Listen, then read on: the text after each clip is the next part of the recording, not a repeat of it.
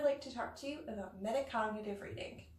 Metacognitive reading is the strategy of students self-assessing how they read and what strategies that they use in order to facilitate their own learning. An example of this would be a student writing down that they use context clues in order to decipher what a specific word means. I believe that metacognitive reading is very beneficial for ELL learners, especially those at the intermediate level. At the intermediate level, ELL students they have the basics of the language down, and now they are going after sentence structure and vocabulary in order to expand their fluency in the language.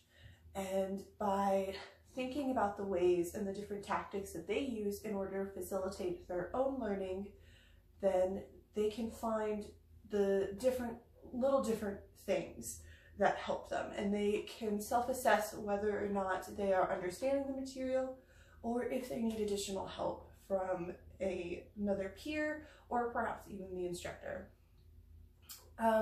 The way that metacognitive reading is kind of displayed is by having the students write down not only answers of questions about the reading, but also write down answers about how they know the answer of that question.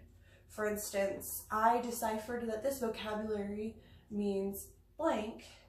I know this because of contextual evidence in the text.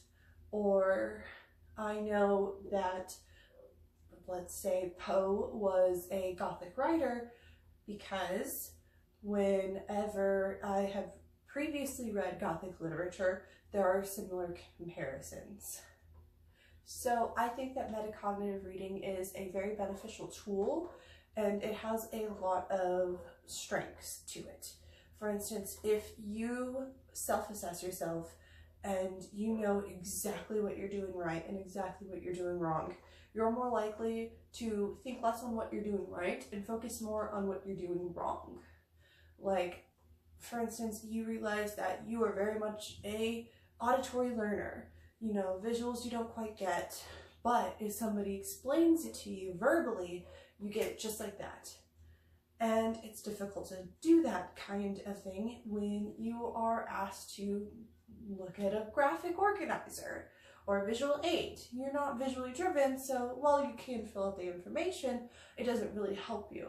So you can start focusing, like, I've got auditory methods down. If somebody lectures to me, I understand it. And you can move on to, I'm looking at this graphic organizer, I know how I fill it out. Now, how do I kind of comprehend what my teacher is asking of me? How do I further my learning?